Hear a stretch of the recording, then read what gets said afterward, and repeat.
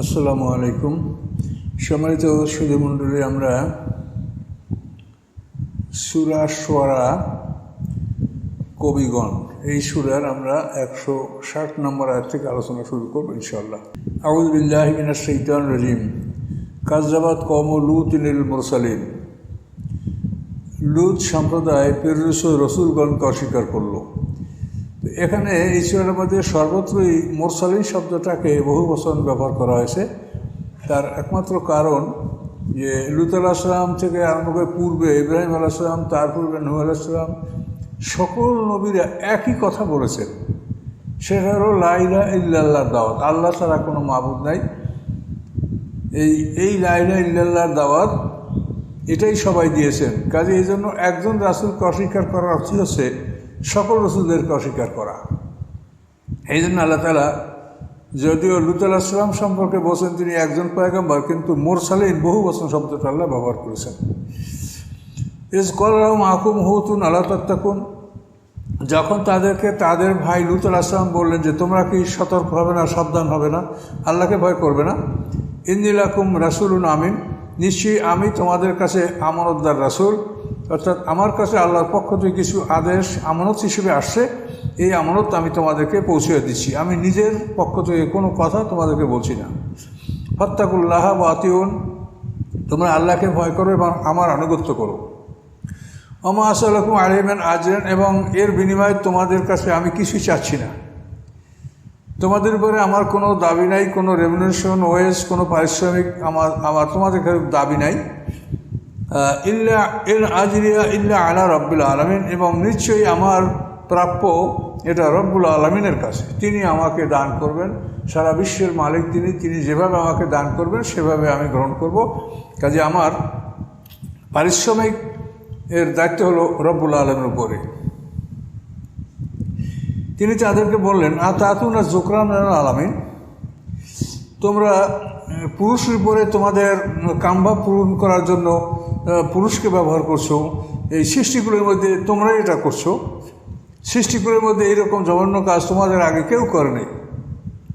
তোমরা পুরুষ মৈথুনে অভ্যস্ত হয়েছো। ও তাজারুনা মা খালাকা লাকুম রাব্বুকুম মিন আজওয়াজিকুম। এবং তোমাদের উদ্দেশ্যে তোমাদের রব তোমাদের যে স্ত্রী বা জোড়া সৃষ্টি করেছেন তাকে তোমরা ত্যাগ করেছো। স্ত্রী তোমরা ব্যবহার করছো না।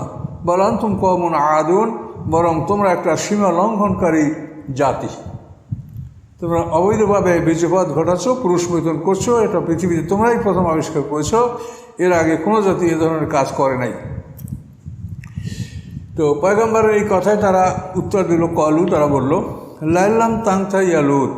হে লূত, তুমি যদি বিরত না হও, লাতাকুনান্না মিনাল মুখরাজিন, তাহলে তোমাকে আমরা বহিষ্কার করব, বহিষ্কৃতদের অন্তর্ভুক্ত তুমি হবে। তুমি এদেশে থাকতে পারবে না, তোমাকে আমরা এদেশে রাখবো না, বের করে দেবো এদেশ থেকে। ক্বালা ইন্নী লামালিকুম মিনাল ক্বালিন। তখন পয়গম্বর নিশ্চয়ই আমি তোমাদের এই কর্তব্যের রূপে তোমাদের কাজে আমি খুব অসন্তুষ্ট, আমি বেজার। এটা আমি কখনোই সমর্থন করতে পারছি না। এবং যখন ওরা পয়গম্বরকে দেশ থেকে বের করে দেওয়ার হুমকি দিল, তখন পয়গম্বর আল্লাহর কাছে বলেন রব্বে নাজ্জিনি ওয়া আহলি মিম্মা ইয়ামালুন। হে আল্লাহ, আমাকে এবং আমার পরিবার পরিজনকে তাদের আমল থেকে আমাকে মুক্তি দিন। অর্থাৎ তারা যেটা করতে চাচ্ছে তার থেকে আমাকে আপনি রক্ষা করুন। অর্থাৎ তারা আমাকে বহিষ্কার করতে চাচ্ছে, এর থেকে আপনি আমাকে হেফাজত করুন, রক্ষা করুন। মুহাম্মদ সাল্লাল্লাহু আলাইহি ওয়াসাল্লামকেও ওরা নানাভাবেই ওরা কেউ হিজরতের আগে যে দাঁড়ানো দেয় ওরা বসছিল, সেখানে এরকমই যে মুহাম্মদ সাল্লামকে দেশ থেকে বহিষ্কার করা হোক বা তাকে গৃহাবদ্ধ করে রাখা হোক, শেষ পর্যন্ত তাকে হত্যা করা হোক, এই পয়গম্বরের বিরুদ্ধে একই ধরনের কথা পূর্ববর্তী কাফেররা বলে আসতেছিল। তো পয়গম্বর আল্লাহর কাছে তাদের অত্যাচার এবং তাদের হুমকির থেকে আল্লাহ সাহায্য প্রার্থনা করলেন। আল্লাহ বলেন ফানাজ্জাইনা ওয়া আহলাহু। আমি তাকে এবং তার পরিবারকে মুক্তি দিলাম, আজমাইন, সবাইকে। লূত আলাইহিস সালাম এবং তার পরিবারবর্গ। তো তাফসীরে পাওয়া যায় যে লূত আলাইহিস সালামের দুটি কন্যা ছিল, জাকরাতা এবং রিসা। এরা ইমানদার ছিল, এরা ঈমান এনেছিল। এবং অন্যান্য আরও সামান্য কিছু লোক ইমানদারের কথা তাফসীরে পাওয়া যায়, কিন্তু সুনির্দিষ্ট না। তবে লূত আলাইহিস সালামের যে অঞ্চল নিয়ে উনি ছিলেন সেখানে 5টা জনপদের একটা জনপদ ধ্বংস করা হয় নাই, এরকম কোনো কোনো তাফসিরে উল্লেখ করা আছে। তো বিশাল একটা এলাকা লুত সাগর যেখানে পতিত হয়ে আসে, যে এখনও পৃথিবীতে এটা বিদ্যমান। এটা দৈর্ঘ্য প্রায় 50 কিলো আর প্রস্থ 15 কিলো, এরকম বিশাল একটা এলাকা লুত সাগর, যেখানে যাকে মৃত সাগর বলা হয়। আল্লাহ তাআলা পৃথিবীতে এটা বিরাজমান রেখেছেন যাতে দুনিয়ার মানুষ দেখতে পারে যে আল্লাহর কোরআন যে ঘটনাগুলি বলেছে এটাতে সত্য। কোরআনের অতীত যেমন সত্য, কোরআনের বর্তমান তেমন সত্য, কোরআনের ভবিষ্যৎ কথাগুলো তেমন সত্য। কোরআনে অতীত, বর্তমান, ভবিষ্যৎ যতগুলি কথা বলা আছে সব কথাগুলি সত্য। এবং অতীতের সত্যতার জন্য আল্লাহ অতীতের কিছু নিদর্শন পৃথিবীতে অবশিষ্ট রেখেছেন। সেই নিদর্শনগুলি দেখলে নিশ্চিত হওয়া যায় যে অতীতে আল্লাহ তাআলা এইভাবে জাতির সাথে আচরণ করেছেন। তো আল্লাহ বলেন, আমি তার পরিবারকে সম্পূর্ণ মুক্তি দিয়েছিলাম, কিন্তু ইন্না আজিজ আনফিল গাবরিন, কিন্তু এক বৃদ্ধা যে ছিল পশ্চাতে অবস্থানকারী, এ হলো লুত আসলামের স্ত্রী ওয়াহেলা, যে তার মধ্যে ঈমান ছিল না। সে ওই জাতির সমর্থক ছিল। কোথাও কোনো নূতন মেহমান বা নূতন মানুষের আগমন যদি ঘটত ওই সমাজে, তো ওই মহিলা বিভিন্নভাবে সম্প্রদায়ের লোকদেরকে এটা জানিয়ে দেওয়ার চেষ্টা করত। কখনো সে মানে আগুনের মধ্যে আগুন জ্বালানোর মাধ্যমে অথবা ধোঁয়া সৃষ্টি করার মাধ্যমে সে ওর জাতিকে অবহিত করত যে বাড়িতে মেহমান আসছে বা নূতন কোনো এলাকার লোক আসছে, এভাবে। অথবা সম্ভব হলে সে গোপনে তাদের কাছে গিয়ে বলে দিত যে এভাবে নূতন এলাকার নূতন পুরুষ, নূতন মানুষ আসছে। তো এভাবে ওই মহিলা, আল্লাহ তাআলা বললেন যে ওই মহিলা ব্যতীত যে বৃদ্ধা এবং সে ছিল পশ্চাতে অবস্থানকারী। লূত আলাইহিস সালামের কওম ধ্বংস করার সময় সে শব্দ শুনে বলছে, হায় আমার জাতি। তখন আর সেখান থেকে আর লূত আলাইহিস সালামের সাথে সে যেতে পারেনি, ওখানেই সে পড়ে গেছে এবং সে ওই ধ্বংসের মধ্যে সে ধ্বংস হয়েছে। সুম্মা দাম্মারনাল আখারিন, আল্লাহ বলেন এই লূত আলাইহিস সালাম এবং তার পরিবারকে মুক্তি দেওয়ার পরে আমি অবশিষ্টদেরকে আমি সমূলে বিধ্বস্ত করলাম। আমতারনা আলাইহিম মাতরা, এবং তাদের উপরে আমি বৃষ্টি বর্ষালাম। এই বৃষ্টিটা পানির বৃষ্টি নয়, বৃষ্টি ছিল পাথরের বৃষ্টি। বৃষ্টির মতো পাথর বর্ষিত হচ্ছিল। লূতের কওমকে জিবরিল আমিন আল্লাহর হুকুমে মানে মাটির থেকে পৃথক করে সেটাকে একেবারে বাম হাত দিয়ে আসমান পর্যন্ত তুলে সেখান থেকে উল্টে ফেলাই দিয়েছিল। তারপরে তার উপরে পাথরের বর্ষণ হচ্ছিল এবং কোন পাথর কোন মানুষটাকে আঘাত করবে সেই প্রত্যেকটা পাথরে সেটা চিহ্নিত করা ছিল। ফাসা মাতারুল মানজারিন, অত্যন্ত নিকৃষ্ট ছিল এই ভয় প্রদর্শন যাদের করা হয়েছে, যে জাতিকে ভয় প্রদর্শন করা হয়েছে তাদের উপরে এই বৃষ্টিটা, এটা ছিল অতি নিকৃষ্ট ধরনের একটা বৃষ্টি, একটা শাস্তি। ইন্না ফি যালিকা আয়াতান, নিশ্চয়ই এর মধ্যে রয়েছে নিদর্শন। ওমা কানা আকসারু মুমিনিন, তারপরও তাদের অধিকাংশ লোক ঈমান আনে না। এই লুত সাগরটা এমন একটা জায়গা অবস্থিত যে আরববাসীরা, আরবরা, ইয়ামানিরা, এরা যদি সিরিয়া যায় তাহলে চলতে চলতে এই লুত সাগরের কাছে তাদের ভোর হবে। আবার সিরিয়ার থেকে যখন রওনা করে আসবে তখন এই লুত সাগরের কাছে তাদের ভোর হবে। এটা মাদায়নের একটু উত্তরে, মাদারের সামান্য উত্তরে এই জায়গাটা লুত সাগর। তো এইভাবে আল্লাহ তাআলা এই নিদর্শনটা চলার পথে রেখেছেন যাতে মানুষরা দেখতে পারে যে এই জাতিটাকে আল্লাহ তাআলা এখানেই ধ্বংস করেছেন। অন্য রব্বাকা লাহুল আজিজুর রহিম, এবং নিশ্চয়ই আপনার রব পরাক্রমশালী এবং দয়ালু। পরাক্রমশালী এ কথাটা আগে বলা হয়েছে যে আল্লাহ যে দয়া করে এটা তার দুর্বলতার কারণে না। পৃথিবীতে অনেকে মানে প্রতিশোধ গ্রহণ করার ক্ষমতা না রেখে প্রতিপক্ষকে ক্ষমা করে দেয়, কিন্তু আল্লাহ তার বিপরীত। তিনি বলছেন না ক্ষমতা আগে, তার ক্ষমতা আছে, প্রচণ্ড ক্ষমতা, কিন্তু তারপরেও তিনি ক্ষমা করেন। তিনি দয়ালু, তিনি মানুষের তওবা কবুল করেন, মানুষকে তওবা করার জন্য অবকাশ দিয়ে থাকেন। আল্লাহ তাআলা এটা তার দয়া, তিনি এটা আল্লাহর দয়া, এটা দুর্বলতা না। এটার জন্য আল্লাহ আজিজ শব্দটা আগে এবং রহিম শব্দটা পরে উচ্চারণ করেছেন।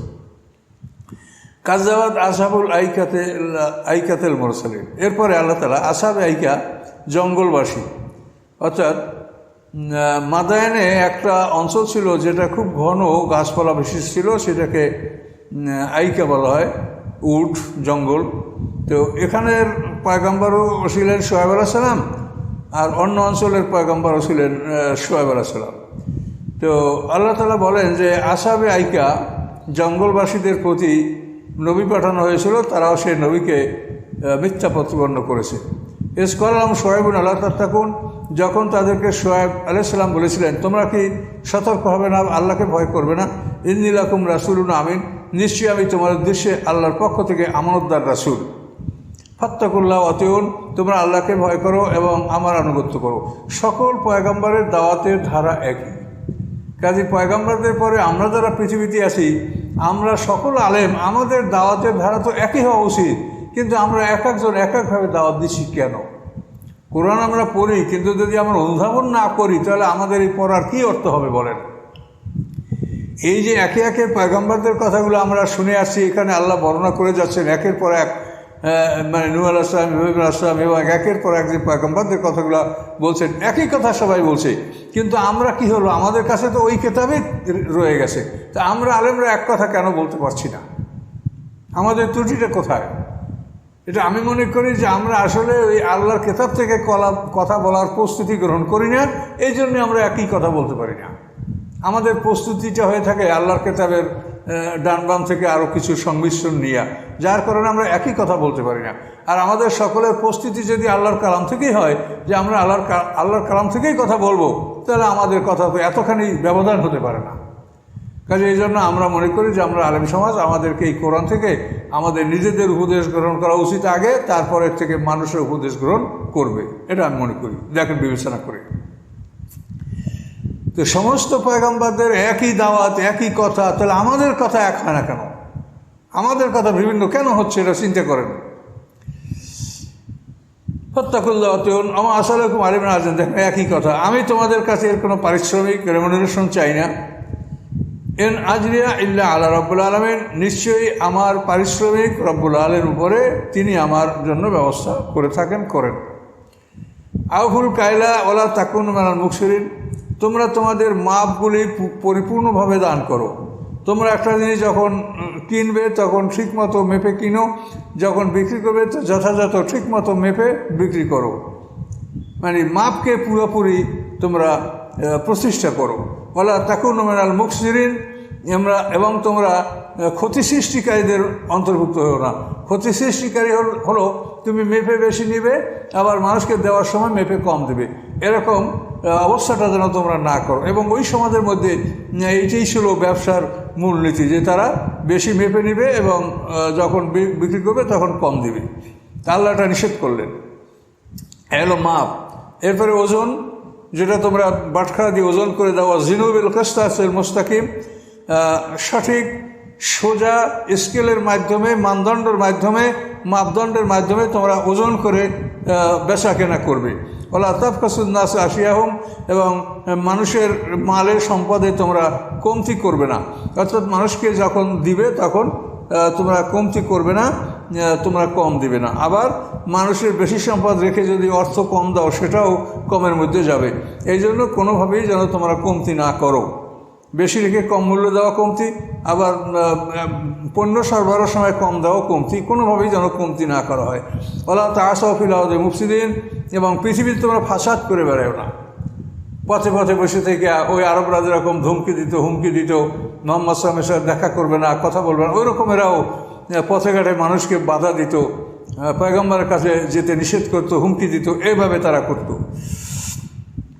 ওয়াত্তাকুল্লাযী খালাকাকুম ওয়াল জিবিল্লাতাল আওয়ালিন, তোমরা ওই আল্লাহকে ভয় করো যে তোমাদেরকে সৃষ্টি করেছেন এবং তোমাদের পূর্বপুরুষদেরকেও তিনি সৃষ্টি করেছেন। পৃথিবীতে তোমরা যে বাপ দাদা যাদের মাধ্যমে তোমরা পৃথিবীতে এসেছো, তাদেরকেও এই আল্লাহই সৃষ্টি করেছেন। এইভাবে যখন তিনি দাওয়াত দিলেন, তার উত্তরটা কি আসলো জাতির পক্ষ থেকে? কলু ইন্নামা আনতা মিনাল মুসাহহিরিন, নিশ্চয়ই তুমি জাদুতে আক্রান্ত, তুমি জাদুগ্রস্ত মানুষ, তোমার মধ্যে আর কিছু নাই, তুমি জাদুতে ভরা। আমা আনতা ইল্লা বাশারুম মিসলুনা, এবং আমাদের মতো মানুষ ছাড়া তুমি আর কিছু নাও, তুমি তো আমাদের মতোই মানুষ, এর মধ্যে বা তুমি নবী দাবি করছেন কেন? ওয়ান নাযুন্নুকা মিনাল কাযিবিন, এবং নিশ্চয়ই আমরা তোমাকে মিথ্যাবাদী মনে করি, তুমি মিথ্যা দাবি করছো, তুমি নবী নও। ফাসকাত আলাইনা কাসাফুম মিনাস সামা, তুমি আমাদের উপরে আকাশে একটা খণ্ড নিক্ষেপ করে দাও, ফেলে দাও, আকাশে একটা খণ্ড আমাদের মাথার উপরে পড়ুক, আমরা মরে যাই। ইন কুনতুম মিনাস সাদিকিন, যদি তুমি সত্যবাদীদের অন্তর্ভুক্ত হয়ে থাকো তাহলে তুমি এটা করো।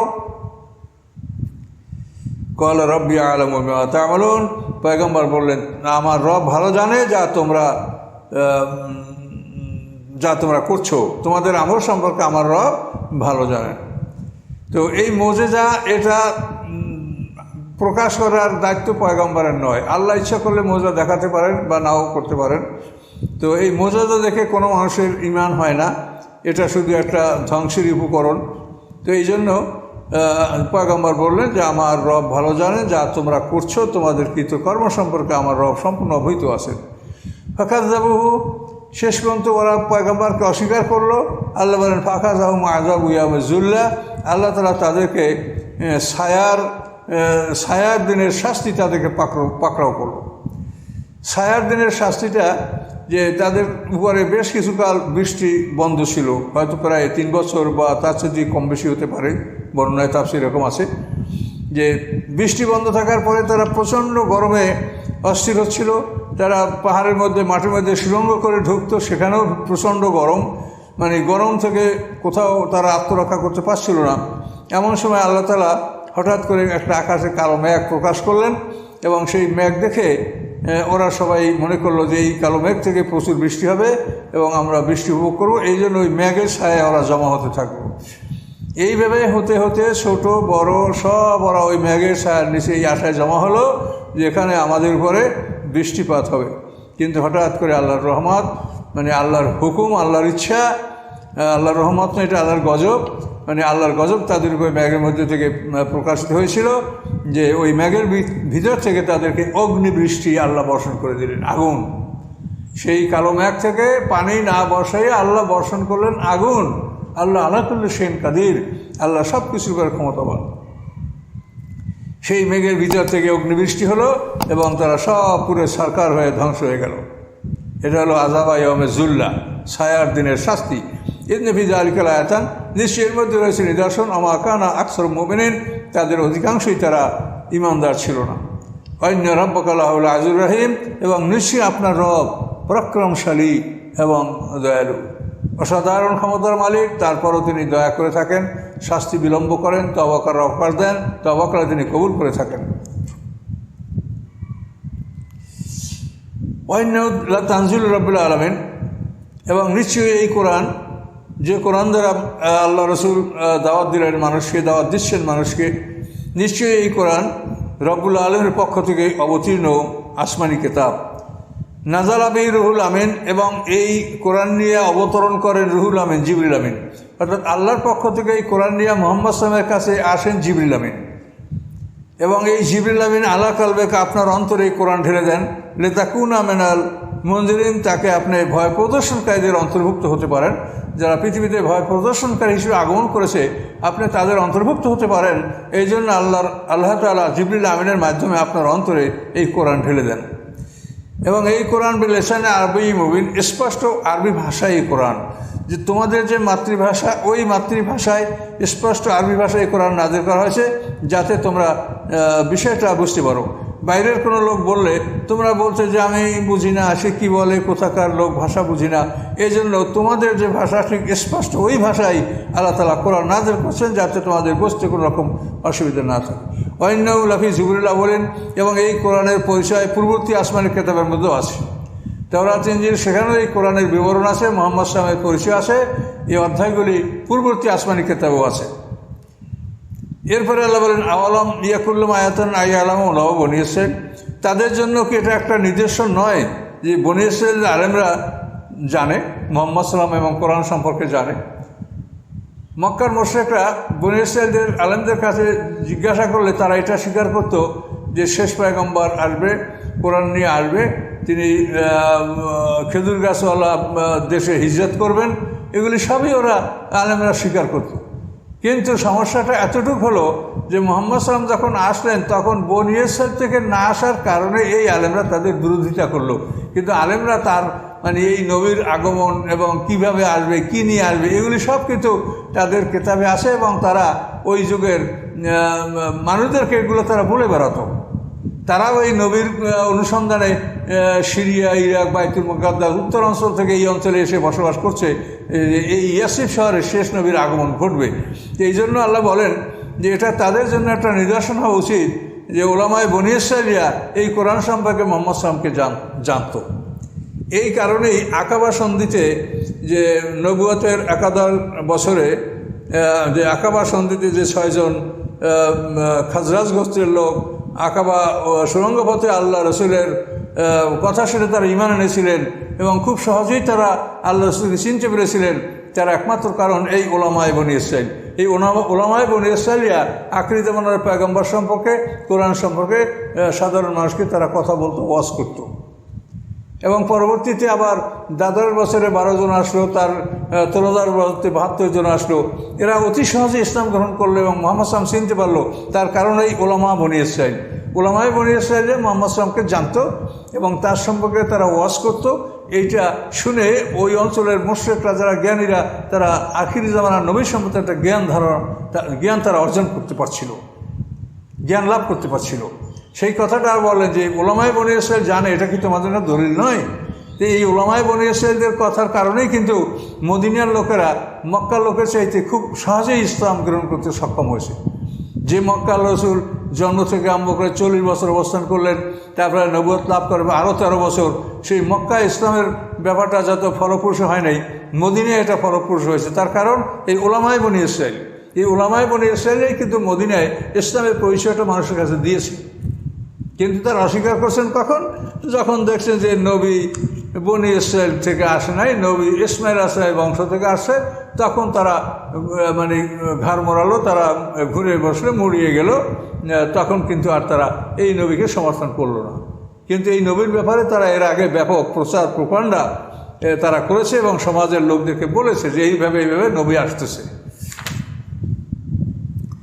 আল্লাহ বলেন ওয়ালাউ নাযালনাহু আলা বা'দিল আজামিন, আমি যদি এই কোরআন কোনো অনারবের উপরে অবতীর্ণ করতাম যার মাতৃভাষা আরবি নয়, তো ফাকারাউ আলাইহিম, এবং এই আজমি ব্যক্তি যে অনারবি ব্যক্তি সে যদি তাদের উপরে কোরআন পাঠ করে শোনাতো, মা কানু বিমুমিনিন, তাহলে অবশ্যই তারা তার উপর ঈমান আনতো না। তারা বলতো যে না, হে কে বলে কি বলে আমরা চিনি না বুঝি না, এটা বলতো।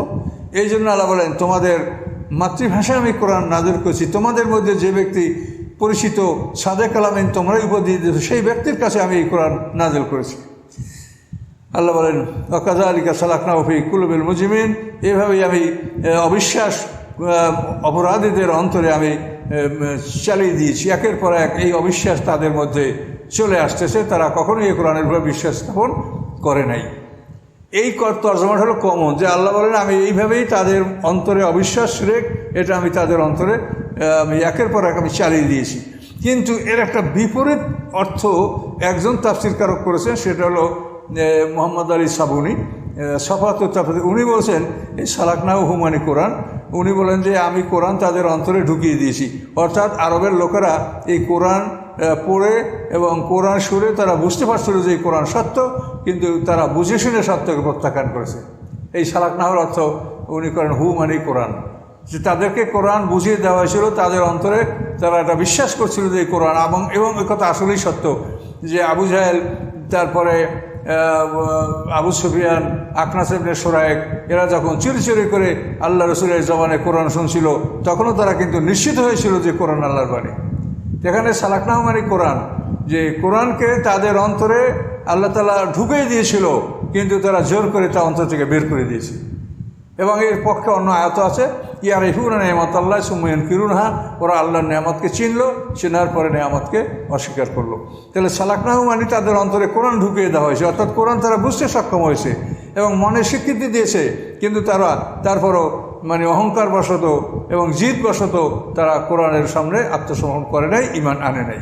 তো সালাকনাহু মানে কোরআন, এটাও তর্জমা সঠিক, সম্পূর্ণ বিপরীত। এর অর্থ হতে পারে যে আল্লাহ তাআলা বলেন যেভাবেই আমি কোরআন তাদের অন্তরে ঢুকিয়ে দিয়েছিলাম, কিন্তু সেই কোরআনকে তারা অন্তর থেকে তারা বের করে নিক্ষেপ করেছে, পিছের পিছিয়ে ফেলে চলে গেছে। এই দুটো তর্জমাই হতে পারে।